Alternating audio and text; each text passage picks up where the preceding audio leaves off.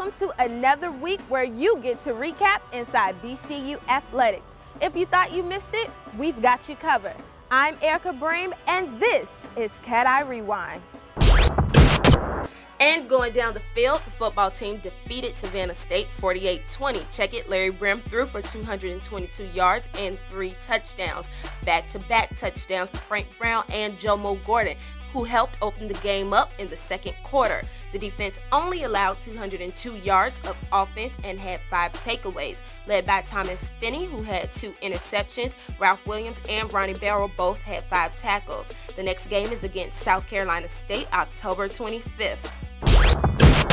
And guess who got some action? The Lady Wildcats bowling team finished 6th at the All-State Sugar Bowl Invitational with a 6-7 record. Ivory Mouse was the standout for the Wildcats, landing the all-tournament team after averaging 208.4 pins through 5 traditional matches on Saturday.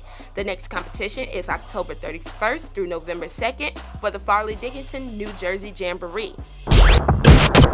Volleyball fell short as they were defeated by University of North Florida 3-1. Delicia Pierre finished with 15 kills and 12 digs, while Rhea Simon had 12 kills. The next matchups are against Jacksonville on Tuesday and Stetson on Wednesday.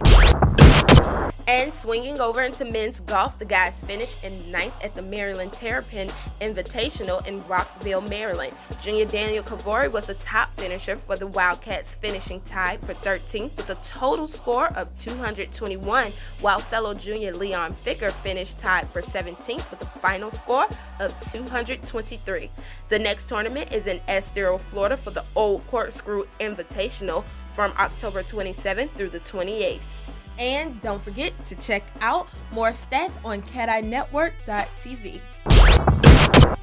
Hey Wildcat family, welcome to another week of the Gridiron section. Of course, it's the predictions section with Mr. Terrence Gattling. You guys know him as Mr. Bowtie himself, and myself, where we get a chance to take a look into what we think this game is going to be like this upcoming week. Terrence Gattling, how are you doing today? I'm doing well, Ehircka. How you doing? I'm feeling great. So, Terrence, we're just going to get right into things. This past weekend, you got a chance to take a trip with the guys to go to Savannah State. You got to tell us your experience for that game. The experience was great. The travel time, it was exciting. We got a chance to sit in the car, listen to some music, and, enjoy ourselves up the road. Okay, and speaking of going up the road, how was the game experience for you? Oh, I'm sorry. You wanted the game experience. Yeah. Well, why didn't you say that? The game was amazing, just in case you missed it and you didn't get a chance to listen to it on 1380. Offensively, it was explosive. Larry Brame got a chance to start the game. We also saw Brent Maxey. And with 3 touchdowns, and you're putting Larry Brame in the game and not seeing any of Quentin Williams, as well as not getting a chance to really take a look at Anthony Jordan this past week.